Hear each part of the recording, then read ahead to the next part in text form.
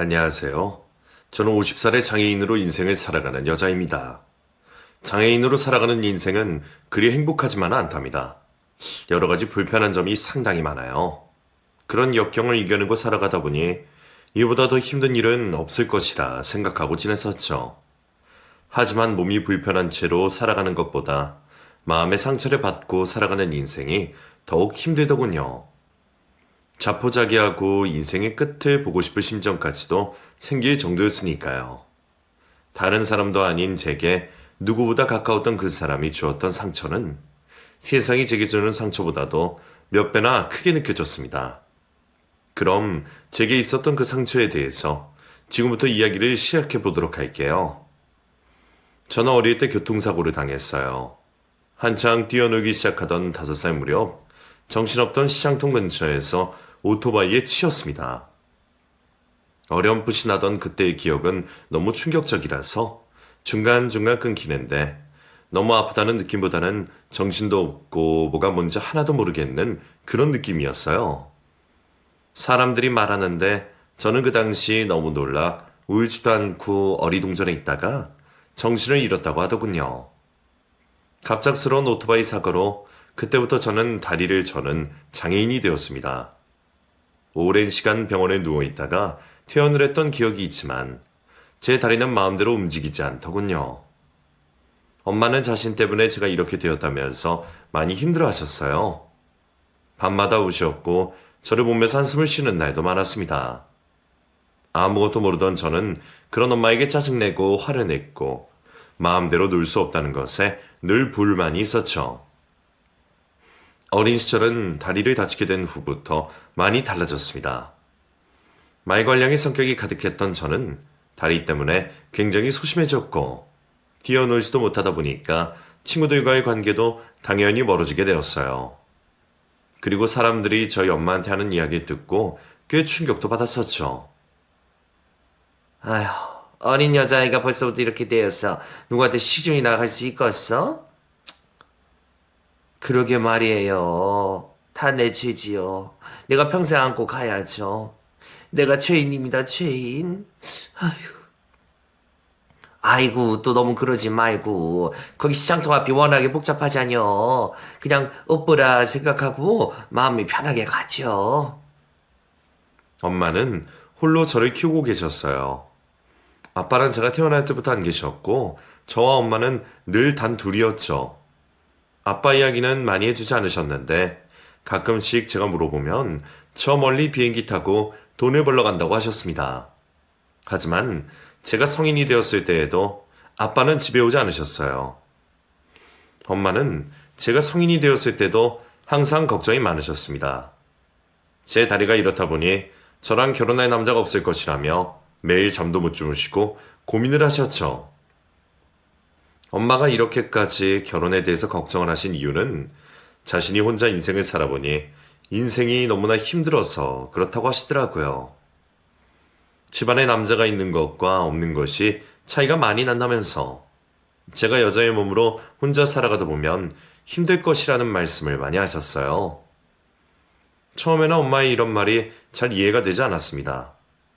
여태껏 그랬듯이 혼자 씩씩하게 열심히 살아가면 될 것이라고 생각이 들었었거든요.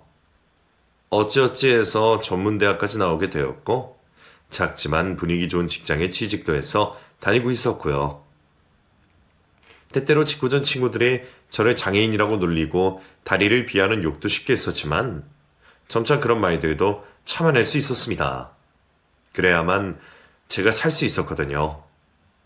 무슨 일을 하던 아주 활발하게 지내지는 못했지만 그럭저럭 저 나름대로의 살 길을 찾으며 인생을 살아갔던 것 같아요. 그렇게 20대 중반이 되도록 엄마와 단 둘이서 알콩달콩 살았어요. 엄마도 저도 돈을 벌어서 맛있는 음식도 사 먹고 아껴 쓰며 살아가니 그래도 아주 어렵지 않게는 잘 살아갈 수 있겠더군요. 그러던 어느 날 제게 너무 힘든 일이 일어나고 말았습니다. 출근길 만원 버스에 올라타서 손잡이를 겨우겨우 잡고 비틀거리며 가고 있다가 버스가 급정거를 했어요. 저도 모르게 손잡이를 놓쳤고 다리가 불편한 관계로 중심을 잡지 못한 채로 왼쪽 바닥 쪽으로 확 쓸려 넘어지면서 다른 사람들의 몸과 부딪혔는데요. 그때 어떤 남자가 제게 화를 벌어냈었어요. 아이씨, 정말 이 사람이 중요한 면접 보러 갔는데 이게 뭐야? 어머나, 죄송해요. 어떡해요? 어떡하죠? 세탁이라도 해드려야 될까요?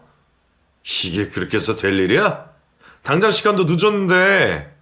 뭐야, 장애인이었어? 아이, 정말 아침부터 재수없게 장애인 여자한테. 하루 종일 재수 더럽게 없겠네.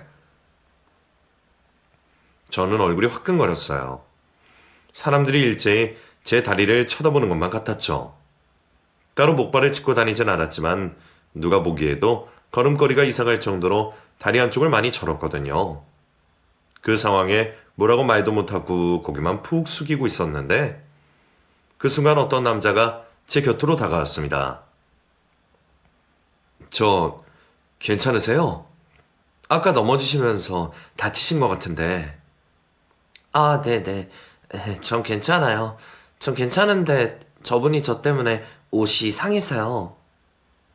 그깟 옷이 뭐가 대수예요? 사람이 안 다치는 게 중요하죠. 그리고 그 남자는 큰 소리로 외쳤습니다. 여기 장애인 좌석 좀 비켜주시죠? 앉아서 가셔야 될 분을 서서 가도록 만드신 분들 때문에 이런 모욕을 당하신 것 같은데. 갑자기 제 편을 들어주기 시작한 그 남자를 보니 하늘에서 내려온 천사 같더라고요. 그 남자의 말에 장애인 좌석에 앉아있던 젊은 여자가 얼른 일어났고 저는 그 덕분에 사람이 꽉 차있는 버스에서 앉을 수가 있었습니다. 그러자 아까 제게 소리를 질렀던 남자가 다가와서 말했어요. 어이, 장인 아가씨. 어쩔 거야, 어? 어떻게 할 거냐고? 당장 30분 후에 나 면접 보러 가야 되는데. 화가 난 그 남자의 말에 저를 구해준 남자가 다시 한번 그 남자가 다가와 제 편을 들어주었고 결국 화를 내던 남자는 중간에 버스에서 내리고 말았습니다. 훤칠한 키에 크고 잘생긴 눈망울, 오똑한 코까지 뭐 하나 부족함이 없게 생긴 그 남자가 이렇게 성격까지 좋다니 제가 생각하기에는 정말 완벽한 것 같았어요. 그때까지는 제게 평생 남자라는 사람은 없다고만 생각하며 살았었는데 그날 이상하게 심장박동수가 빨라지는 것을 느끼게 되었죠. 더군다나 그 남자는 제가 목적지에 다다라서 버스에서 내릴 때에도 저를 부축해 주었고 꼭 병원에 가보았으면 좋겠다고 따뜻한 말까지도 건넸습니다. 바보같이 그런 그 남자의 말에 제대로 대답도 못하고 고개를 숙이고 있던 저를 생각하니 창피하기도 하네요. 그날의 인연으로 저는 회사에 출근했어도 하루 종일 그 남자를 생각하는 시간이 많아졌어요. 늦바람이 무섭다고 한번 마음에 들어오고 나니 그때부터는 걷잡을 수 없이 그 마음이 커지더라고요. 제가 혼자서 피식대면서 웃고 멍하게 다른 생각을 하고 있는 것을 눈치챈 회사 언니가 제게 뭐 기분 좋은 일이 있느냐고 물을 정도였어요. 뭐 좋은 일 있어?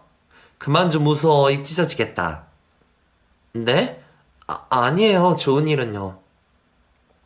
있구만, 좋은 일. 귀신을 속이진 않아 못 속인다. 이건 분명 남자야, 남자. 맞지? 내가 소개팅 시켜준다고 할 때는 그렇게 안 한다고 하더니만 어디 다른 데 가서 남자 만난 거야? 어? 아니에요. 그게 아니라 저기... 꼬치꼬치 물어보는 회사 언니에게 저는 그 남자와 있었던 일을 얘기해 주었어요. 그랬더니 그 언니가 같은 시간에 계속해서 버스를 타라고 하더라고요. 일단은 자주 마주치게 되면 고맙다고 밥이나 커피를 한 잔 산다고 말을 하라고 하면서 말이죠. 그 말을 듣고 저는 또 그대로 따라했습니다. 어디서 그런 용기가 나왔는지 모르겠지만 그날 이후 저는 매일 출근 시간에 같은 시간에 오는 버스를 타려고 했었어요. 어쩌다 하나를 놓치게 되라도 될까봐 그 불편한 다리로 엄청 빨리 걸었던 것 같아요. 그리고 며칠 후 드디어 버스에서 그 남자를 다시 마주치게 되었습니다.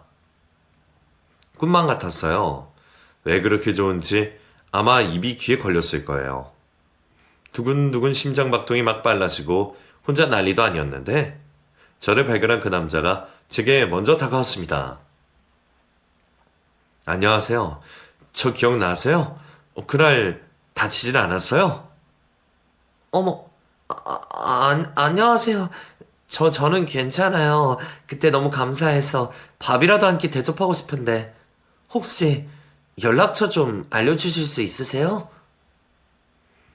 저도 모르게 그 남자에게 단도직입적으로 연락처를 물어보고 말았어요.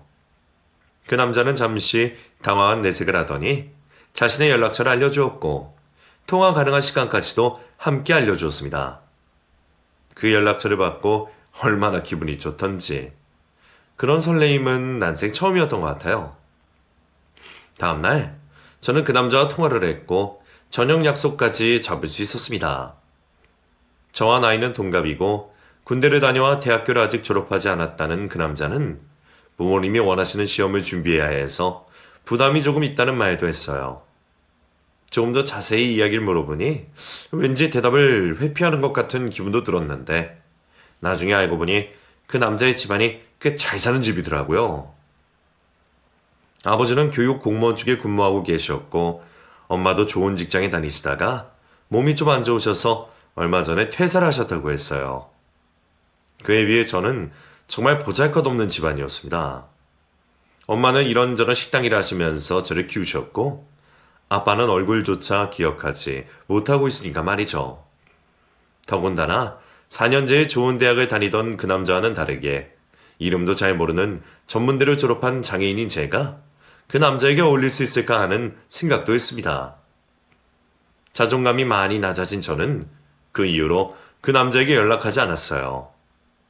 괜히 저 혼자만의 착각에 빠졌다가 나중에 상처만 받을 것 같았거든요. 그 후로 일주일이 지났을까? 그 남자에게서 먼저 연락이 왔어요. 그냥 궁금해서 연락했다고 하면서 시간 되면 커피라도 한 잔 하자고 하더라고요. 부담스러워서 만나지 말까 하다가 저희 회사 근처로 온다고 하기에 어쩔 수 없이 나갔습니다. 요즘 바쁘셨나 봐요. 잘 지내고 계셨어요? 네. 바쁘기도 했고요. 저희 뭐 따로 만날 일 없는 사람들이니까요. 그때는 제가 너무 감사한 마음에 저녁 식사 대접한 거고요. 그러세요? 저는 굉장히 편안한 느낌을 받아서 좋았는데 저 사실 부모님이 거는 기대도 크시고 시험 준비도 잘 안 되고 그래서 마음이 계속 힘들었거든요. 그런데 그쪽과 식사하던 날 정말 마음이 안정감이 들고 편안해서 또 뵙고 싶더라고요. 그 남자는 의외의 말을 제게 건넸습니다. 상상도 못한 그 말을 듣자마자 저는 또 얼굴이 시뻘개지고 제대로 고개를 들 수조차 없었어요.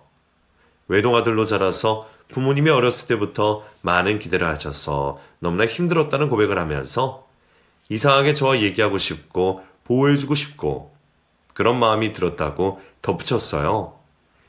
저는 그날 이후 그 남자를 단 한순간도 잊을 수가 없었습니다. 밥을 먹을 때에도 잠을 잘 때에도 머릿속에서 떠나질 않았어요. 그런 저를 따뜻하게 대해주던 그 남자도 점점 제게 빠져들었고 저희는 얼마 후 연인으로 발전하게 되었어요. 태어나서 처음으로 연애를 해보니 너무 행복해서 미쳐버릴 것 같더라고요. 얼마 지나지도 않았는데 저는 그 남자에게 푹 빠져버렸고 때로는 애기가 되어서 투정까지도 부리고 매일 같이 있고 싶어 죽는 줄 알았어요. 그렇게 연애를 시작한 지 얼마 되지 않아 엄마는 제 연애 사실을 알게 되셨어요.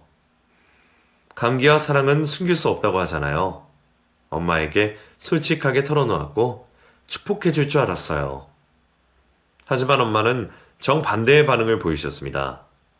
저보고 그렇게 괜찮은 집안에서 저 같은 여자를 좋아할 리 없다면서 당장에 헤어지라고 말씀하셨어요. 어차피 조금 연애하다가 버려질 것이 뻔하다고 하면서 제가 정리를 못하면 엄마가 대신 나서서 정리해 주신다고 단호하게 말씀하시더라고요. 그 말을 듣고 얼마나 울었는지 몰라요. 절대로 남친은 그럴 사람이 아닐 것이라고 하면서 말이죠. 몇 번이나 엄마에게 그런 말을 듣고도 제 연애는 계속되었습니다. 그리고 몇 달 후 엄마는 제 남친 연락처를 알아내어 직접 만나셨나 보더라고요. 남친에게 뭐라고 말을 했는지 남친은 저와 빠른 시일 안에 결혼을 하고 싶다고 했고 정말 번개불에 콩고 먹듯이 결혼 얘기가 빠르게 진행이 되었어요. 나중에 듣고 보니 엄마는 제 남친에게 마음의 확실함을 보여주라고 하셨다고 해요. 안 그러면 당장에 저를 데리고 도망가 버릴 것이라고 하면서요. 그래서 남친이 결단을 내린 것이고 곧 남친 집에 이야기를 했던 모양입니다. 저는 남친의 손에 이끌려 남친 집으로 인사를 드리러 갔어요. 저희 집과는 상상도 하지 못할 정도의 고급스러운 곳이었는데 제가 집 안에 들어서자 저를 쳐다보지도 않으시면서 당장 돌아가라고 말씀을 하시더라고요. 미안합니다. 돌아가세요. 나는 내 아들 결혼시킬 생각도 없을 뿐더러 아가씨와 연애하는 것조차 마음에 들지 않으니 오지 않는 것이 좋을 뻔했어요. 엄마 왜 그래요? 여기까지 왔는데 그래도 인사는 받으셔야죠. 엄마 제발 이러지 마세요. 이건 제 인생이라고요. 오늘로써 너도 나랑 아들 인연 끝이다. 여기서 나가는 순간 나는 너 호적에서 팔 거야. 그런 줄 알아. 남친과 남친 어머니의 대립은 삭막했고 결국 남친은 자신의 옷 몇 개를 챙겨서 저를 데리고 그 집안을 빠져나왔습니다. 그리고 저희는 저희 집으로 들어와 살기 시작했고 곧 아이도 생겼어요. 남친은 단 한 번도 자신의 부모님에 대해서 이야기하지 않았어요. 제가 가끔 물어볼 때에도 제대로 대꾸하지 않았죠. 제대로 된 결혼식도 올리지 못했지만 당장 생활을 해야 했기에 남친은 작은 회사에 취직을 했습니다. 자신이 가진 능력치보다 훨씬 안 좋은 곳이었지만 당장에 돈을 벌어야 했기에 어쩔 수가 없었어요. 그러니까 저희 집에 엄마와 저, 그리고 남친이 함께 살게 되었고 제 뱃속에 아이까지 생겼으니 3대가 함께 살게 된 것이죠. 그때부터 저는 남친을 남편이라고 부르기 시작했고 엄마도 사이로서 대접을 해주시며 최서방, 최서방하고 부르셨습니다. 얼마 후 아이는 태어났고 연이어서 둘째와 셋째까지 태어나 다둥이 부부가 되었어요. 그러면서도 마음 한편으로는 무거웠어요. 시부모님과 인연을 끊고 살아가고 있었으니까요. 저도 이 정도인데 남편은 얼마나 가슴이 아팠겠어요. 아이를 셋까지 낳았으니 한번 찾아가 보자는 마음에 친정엄마까지 대동해서 찾아간 시댁은 차가운 얼음장보다도 더 차가웠습니다. 현관문도 채 열어주지 않았고 손주들의 얼굴도 보고 싶지 않다고 하시면서 자신들은 아들 없는 셈 쳤다고 말씀하시더라고요. 친정엄마는 현관문 앞에서 무릎까지 꿇으셨는데도 너무 완강하신 말씀에 그 이상은 어떻게 할 수도 없으셨습니다. 그날 그 집 앞에 무릎을 꿇고 계시던 엄마의 모습을 보니 너무나도 속상해서 미치는 줄 알았어요. 하지만 제가 선택한 남자인걸요. 어쩌겠어요. 후회해도 이미 늦은 것을요. 친정엄마는 너무 속상했지만 그래도 제가 어엿한 남편과 자식들까지 낳고 사는 것을 좋게 봐주셨습니다. 그랬기에 저는 시댁의 멸시도 참을 수가 있었죠. 그렇게 세월은 흘러만 갔어요. 시댁은 잠시 잊혀진 채로 말이죠. 큰아이가 초등학교에 입학했을 때쯤이었으니 8년 정도 되었던 것 같네요. 남편은 친한 친구와 사업을 한다면서 그동안 모아두었던 적금이 깨고 회사를 그만두었습니다. 좋은 사업 아이템이 있다던 친구의 말을 철석하지 믿고 대출까지 끌어서 사업에 투자를 했죠. 하지만 그렇게 믿었던 남편의 친구는 그 돈을 가지고 도망을 가버렸고 저희 집은 순식간에 빚더미에 올라앉게 되었어요. 충격적인 일 앞에 남편은 하루하루 술만 마시며 지냈고 결국 일도 하지 않고 폐인처럼 지내기 시작했습니다. 친정엄마와 저는 어떻게든 자식들 먹여 살리고 생활을 해야 했기에 피땀 흘려 돈을 벌고 있었는데 말이죠. 남편이 불쌍하기도 했지만 원망스럽기도 했던 것 같아요. 부부싸움은 매우 잦게 되었고 남편은 점점 밖으로 돌기 시작하더니 급기야는 외박도 많이 했습니다. 점점 어긋나기만 하는 저희 부부 사이가 걱정이 된 친정엄마는 어떻게든 남편이 마음을 돌릴 수 있게 저보고 잘하라고 했지만 막상 저는 그렇지 못했던 것 같아요. 가끔 만나게 되는 남편에게 화만 냈고 무책임하다며 소리만 질렀어요. 그렇게 1년 정도를 보냈더니 아이들에게 저희는 늘 싸우는 부모가 되어 있었고 남편은 다른 여자와 바람이 나버렸습니다. 나 여기서 더는 못 살겠다. 정말 지긋지긋해. 이렇게 사는 것도 지겹고 돈돈거리는 당신도 지겹고 좁아 터진 집에서 6 식구 엉켜 지내는 것도 너무 싫어. 뭐? 당신 지금 무슨 말을 하는 거야? 이거 당신이 자초한 일이야. 사업으로 집 살 돈 다 날리고 대출 빚까지 갚고 있는데 지금 이럴 수 있는 거야? 나랑 우리 엄마는 당신 빚 갚고 애들 먹여 살리느라 고생하는 거 안 보여? 그러니까 이런 거 다 지긋지긋하다고. 난 원래 힘든 일도 안 해보던 사람이야. 너 만나서 너 같은 장애인 만나서 내가 이렇게 지긋지긋하게 사는 거라고. 나 편하게 해주는 사람 만났으니까 거기 가서 살래. 너는 니네 엄마랑 애 데리고 살아. 남편은 갑작스럽게 폭탄 선언을 한 후 짐을 싸기 시작했어요. 그리고는 밖으로 나가버렸는데 밖에서는 고급 승용차 한 대가 서 있더라고요. 불편한 다리로 남편의 바지가랑이를 붙들고 늘어지면서 제발 가지 말라고 소리치고 있는데 승용차 안에서 한 여자가 내리더군요. 그러더니 제 남편에게 얼른 차에 타라고 말했습니다. 그 여자의 얼굴을 본 순간 저는 그만 바닥에 주저앉고 말았어요. 그 여자는 저희 회사가 있는 작은 건물의 주인이었거든요. 남편이 죽고 혼자 사는 사람이었는데 저희 남편보다 7살이나 많은 여자였어요. 아주 가끔씩 건물에 들릴 때면 저희 사무실에 간식도 사다 주고 하면서 저와 안면이 있는 상태였거든요. 아니, 어쩌다가 이 여자랑 제 남편이 이렇게 될 수가 있는지 상상도 하지 못했습니다. 너무 충격을 받으니 사람이 멍해지더라고요. 그때 저는 그 여자에게 뺨 한 대도 때리지 못하고 그냥 그렇게 남편과 그 여자가 타고 가는 자동차 뒷모습만 바라보았어요. 결혼할 때처럼 모든 것이 순식간에 지나가 버렸습니다. 어떻게 대처할 새도 없이 너무도 빨리 지나가 버렸죠. 제 마음도 추스리지 못한 상태라서 아이들에게 제대로 아빠에 대한 설명도 하지 못한 채 시간만 흘렀어요. 친정엄마는 어떻게든 남편을 빨리 찾아야 한다면서 백방으로 알아봤지만 그것도 녹록치가 않으셨던 모양이에요. 그렇게 남편이 떠나고 1년 후 시어머니라는 분이 제게 전화를 걸어와서 아들의 거취를 물어보셨어요. 저기 우리 아들 어디 있는지 알면 이 얘기 좀 해줘라. 네? 제가 어떻게 알겠어요. 다른 여자랑 바람이 나서 1년 전에 집을 나간 사람을요. 그게 말이다. 사실 우리 집에 몇 달 전에 찾아왔는데 배신이 당했다고 하면서 말이야. 자기 어디 가서 죽을 거라고 그러면서 술을 취해 나갔는데 그 다음부터는 찾을 수가 있어야지. 내가 염치 없지만 너한테밖에 물어볼 사람이 더 있니? 그래도 애들이 있으니까 그 집에는 가끔 연락 올 거 아니니? 애들이 있다고 올 사람이었으면 진작에 왔겠죠.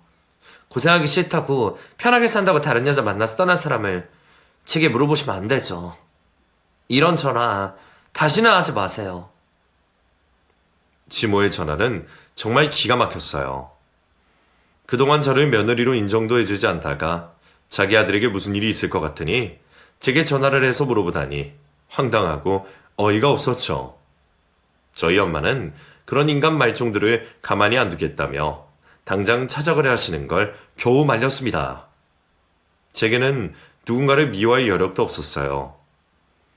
아이 셋을 키우면서 남편이 남기고 간 빚을 갚아야 했으니까요. 남편의 상간녀 때문에 다니던 회사도 그만두고 집에서 가까운 공장을 다니며 아이들을 키웠습니다. 집도 대출 때문에 이사를 가야 했고요.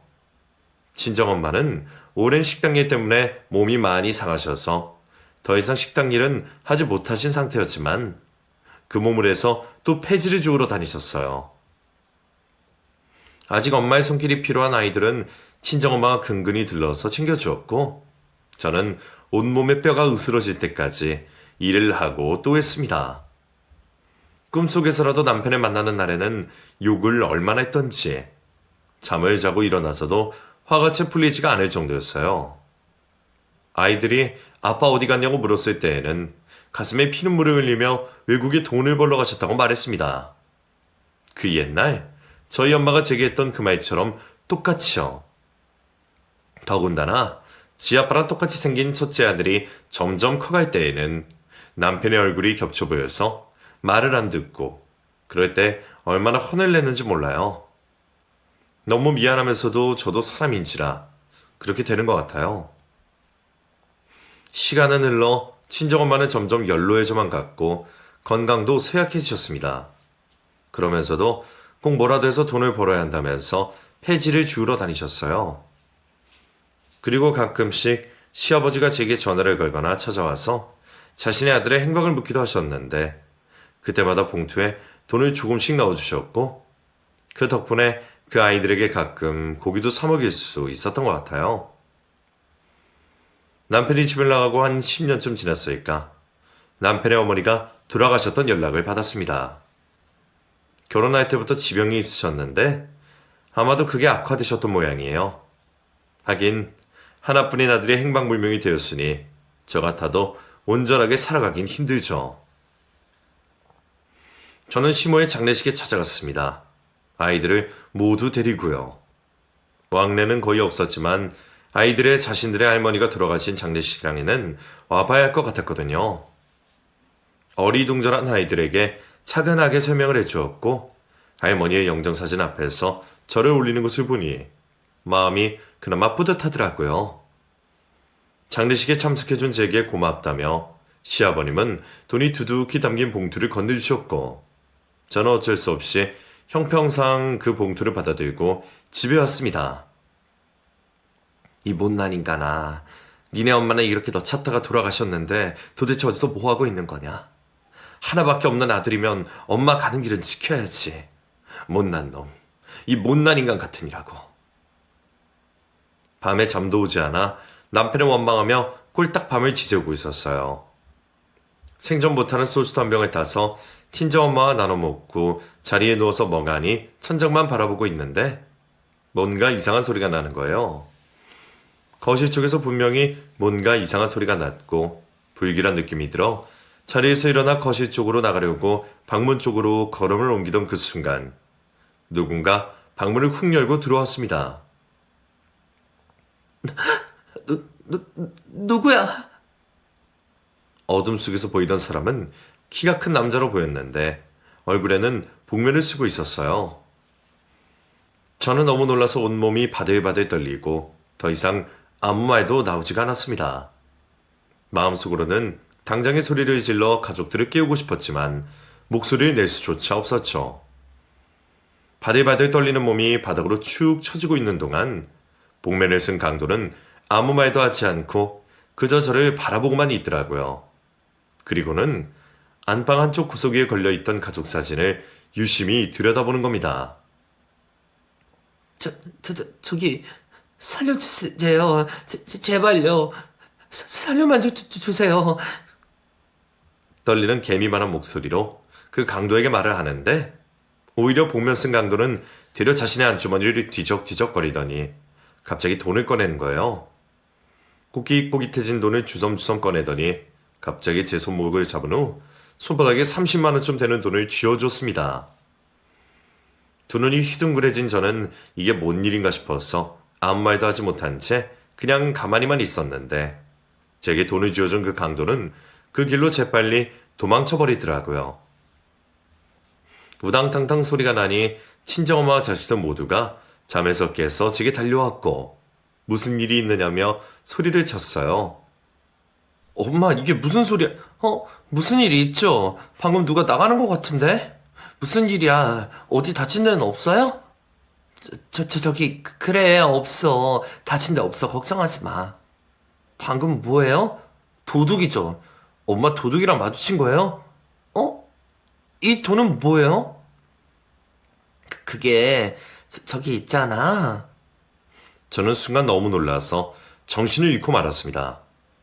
그리고 한참 뒤에 정신이 들어 깨어났고 자식들은 그 사이 경찰에 신고를 해놨더라고요. 저는 마음을 가다듬고 경찰에게 있었던 일을 자세하게 이야기해 주었어요. 잃어버린 물품도 없고 협박도 안 받았으며 오히려 돈을 받았다고 했어요. 아무리 생각해도 뭔가 이상하다고 했고 가족들도 의아해했죠. 그리고 더욱 이상했던 것은 안방에 걸려있던 가족 사진을 유심히 들여다본 것이었는데요. 사실 거실에 걸어놨던 사진인데 남편이 떠나고 빚 갚고 그러느라 이사를 오면서 아이들한테 조금 부끄러운 면이 있어서 안방으로 옮겨놓은 사진이거든요. 본명 쓴 강도가 왜 그 사진을 그렇게도 유심히 들여다봤는지 이해가 되지 않더라고요. 어쨌든 너무 놀란 일을 겪고 나서 다음날 공장에 가서 일이 손에 잡히지 않아 많이 힘들더라고요. 집중도 안 되고 뭔가 이상하고 찝찝한 기분도 가시질 않았고요. 일을 마치고 저녁이 되어서 퇴근을 했고 아이들과 다 같이 식사를 하고 있는데 경찰들이 집에 찾아왔더라고요. 어제 신고하셨죠? 그 강도가 오늘 자수를 해왔습니다. 그리고 네, 맞아요. 자수요? 자수를 했다고요? 네, 경찰서에 찾아왔더라고요. 그리고 이것도 좀 이 집에 가져다 달라고 했거든요. 저기 이것 좀. 네? 이거요? 이게 뭐죠? 경찰은 금목걸이 하나 시계 하나를 제게 건넸습니다. 그리고는 또 말을 이어갔어요. 최민석 씨 아시죠? 어제 그 복면 쓴 강도가 바로 최민석 씨예요. 그게 무슨 말씀이신지. 최민석이요? 네. 이 목걸이랑 시계도 비싸게 팔아서 이 집에 가져다 주려 했는데 그냥 이대로 드리는 것이 나을 듯 싶었어요. 경찰이 말한 최민석이란 사람은 다름 아닌 제 남편이었습니다. 아이들의 아빠이자 저희 엄마의 사위요. 10여 년 전 이 집을 떠나나간 바로 그 사람이요. 아이들은 아빠의 이름을 정확하게 알고 있었기에 그 이름을 듣자마자 깜짝 놀랐습니다. 그리고 온 집안이 눈물바다가 되었어요. 이게 어떻게 된 일인가 싶어 놀라기도 했지만 집 나가서 다른 년이랑 산다고 했던 남편이 복면 쓴 강도가 되어 있다니 상상도 못했던 일이죠. 화가 나기도 하고 막 복잡한 감정에 얽혀서 미쳐버릴 것 같았습니다. 경찰은 더 말에 덧붙였어요. 지금 최민석 씨 경찰서에 있어요. 저희는 이만 가보겠습니다. 막내딸은 어리둥절한 표정으로 저를 쳐다보면서 울면서 말했어요. 엄마, 아빠 맞지? 최민석 우리 아빠잖아.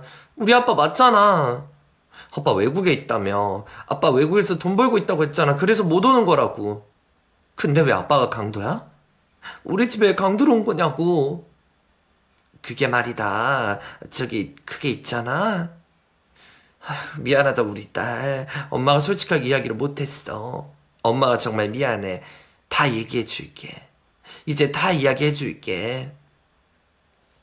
저는 그때부터 아이들에게 그동안 있었던 일에 대해서 이야기를 꺼냈어요. 친정엄마는 이런 제 옆에 앉으셔서 눈물만 흘리고 계시다가 잠시 후 많이 속상하셨는지 자리를 떠나버리고 마셨습니다. 그리고 저는 다음날 경찰서를 찾아갔어요. 그곳에는 얼굴이 참 많이도 상한 남편이 구석에 앉아 있었죠. 다가가서 남편 앞에 서 있으니 남편은 제 얼굴을 보더니 아무 말도 하지 못한 채 눈물만 흘리며 고개를 떨구더군요. 더 이상 무슨 말을 할 수 있겠어요. 그렇게 멀끔하게 생겼던 남편은 흰머리가 가득하고 햇빛에 그을린 피부는 거뭇다 못해 거칠거칠해진 상태로 그렇게 앉아 있었습니다. 모진 인생을 돌고 돌아 다시 마주한 제 남편을 이렇게 보고 있으니 더 이상 화도 나지 않더라고요.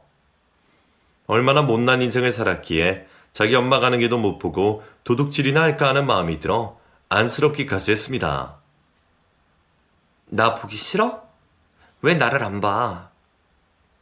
여기 오지 마. 이런 데는 당신이 올 곳이 아니야. 나 같은 놈 절대 앞으로도 찾지 말고 이런 데도 오지 마. 미안해.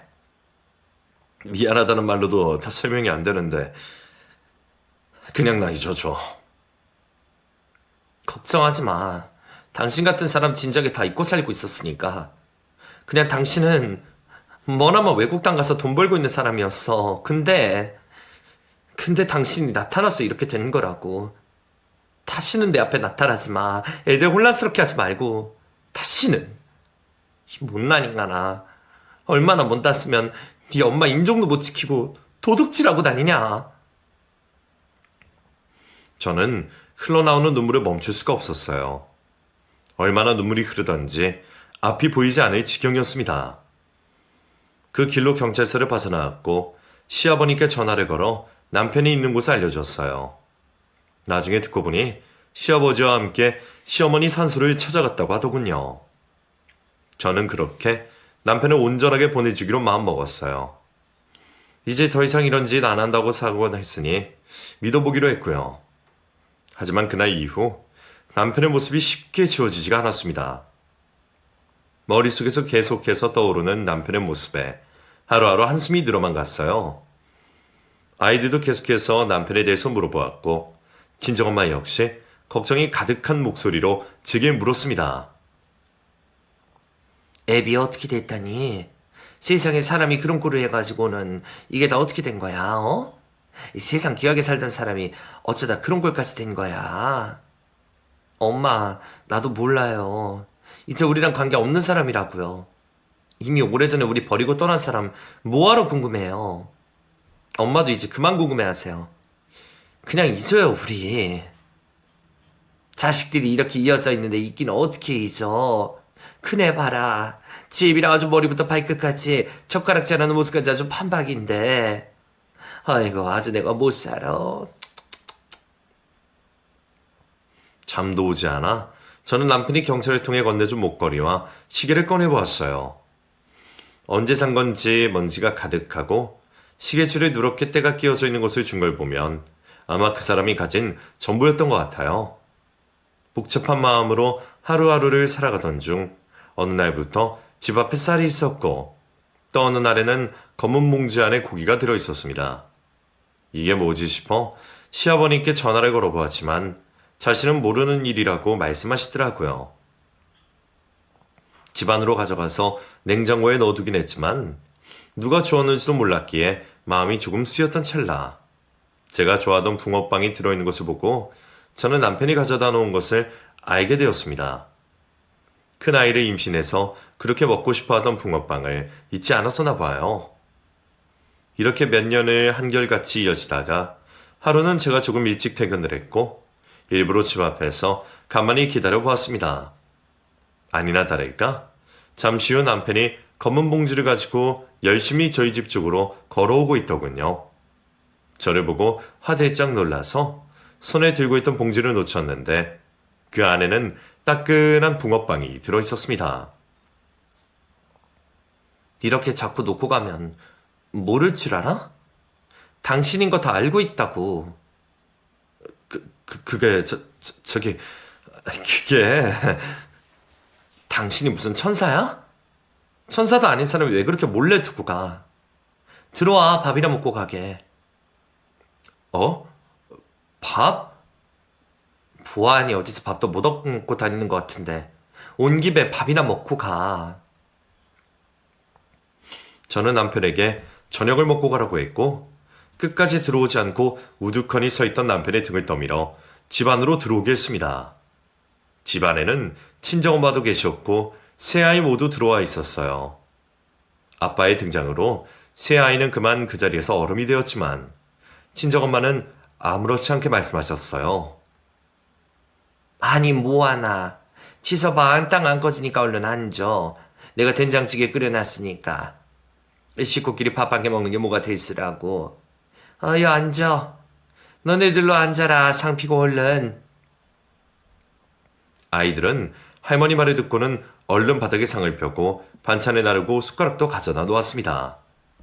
모든 밥상이 다 차려지고 친정엄마는 얼른 밥을 먹자고 말씀하셨고 저희는 모두 다 상 앞에 앉아 밥 숟가락을 들기 시작했어요. 남편은 모든 가족이 모인 자리에서 얼굴도 채 들지 못하고 고개를 푹 숙이고 있었고 잠시 후 남편의 어깨가 흔들리며 우열하는 소리가 들렸습니다.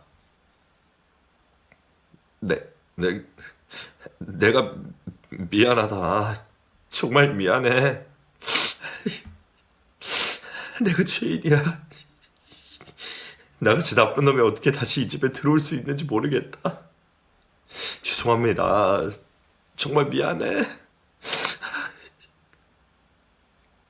남편의 울음소리에 모든 가족들은 밥을 먹지도 못하고 눈물을 흘리기 시작했어요. 저는 그런 남편에게 말했죠. 뭘 잘했다고 밥상머리 앞에서 울고 있어. 얼른 밥이나 먹어. 이러다 다 식잖아, 얼른. 저 또한 눈물을 흘리며 말을 이어가고 있었죠. 내가 뒤늦게 잘못한 걸 알았을 때 이미 모든 상황은 안 좋아지고 난 후였어. 내가 미쳤었나 봐. 그 뒤로는 너무 미안해서 정말 너무 죄인이라서 차마 가족 앞에 나타낼 수가 없었어. 내가 무슨 수로 나타나? 뭘 잘했다고 나타나? 나 여기 있으면 안 되겠다. 이만 가볼게. 남편은 밥 한 숟가락 뜨지 못하고 그대로 그 자리에서 일어나려 했지만 하지만 그때 그런 남편을 붙잡은 것은 남편과 똑 닮은 큰아들이었어요. 큰아들은 조용히 일어나서 남편의 팔을 잡더니 함께 식사를 하자고 말했습니다. 저기 식사하세요. 우리 같이 밥 먹어요. 그냥 우리 같이 밥 먹어요. 가지 마세요. 아빠를 붙잡는 큰아들의 말에 저희 가족은 모두가 눈물바다가 되었습니다. 억누르고만 숨죽여 울고 있던 저도 더 이상은 참지 않고 큰 소리로 오해를 했어요. 한참을 그렇게 온 가족이 울고 나니 된장찌개는 다 식었고 떠놓은 밥도 다 식었습니다. 친정엄마는 눈물을 훔치시고는 얼른 다시 국과 밥을 떠오셨고 저희 가족은 그렇게 아주 오랜만에 다 같이 모여 식사를 했어요. 남편도 눈치를 살피더니 밥 한 숟가락을 떠서 입에 넣었고 된장찌개도 한 숟가락 떠서 입에 넣더군요. 입에 맞는지 허겁지겁 밥을 먹기 시작한 남편은 어느덧 밥 한 그릇을 뚝딱 비우고 한 그릇을 더 먹었습니다. 그 후로도 남편은 계속해서 집 앞에 쌀과 과일 그리고 제가 좋아하는 음식들을 가져다 두었고 가끔씩 집에 들어와 아이들과 다 같이 식사도 하고 지내게 되었어요. 그렇다고 남편을 다시 받아준 것은 절대 아니에요. 자연스럽게 아이들과 아빠의 관계를 연결해주고 싶은 마음이 있을 뿐이죠. 다행히 아이들도 아빠에 대한 거부 반응보다는 안쓰럽고 불쌍하다는 생각이 더 많은 것 같아요. 피는 물보다 진하다는 말이 있잖아요. 서로에게 강하게 이끌리는 마음이 바로 그런 게 아닐까 생각이 드네요. 그렇게 미워하던 남편을 복면 강도로 만났으니 얼마나 황당했을지 제 심정이 이해가 가실지 모르겠습니다. 아직도 그때를 생각하면 꿈인지 생시인지 구분이 안 될 정도로 놀랍네요. 이런 일을 겪게 될 줄은 상상도 못했는데 말이죠. 이런 걸 보면 참 사람들이 사는 세상은 너무나도 다양한 것 같아요. 그 어느 누구도 한 치 앞도 모르는 것이 인생이고요. 저는 이제 웬만한 일에는 충격도 안 받을 것 같아요. 여태까지 받았던 충격이 너무 커서 더 이상 놀랄 일도 아마 없지 않을까 싶네요. 제 이야기는 여기까지입니다. 긴 이야기 끝까지 들어주셔서 감사드려요. 추운 겨울 다들 감기 조심하세요.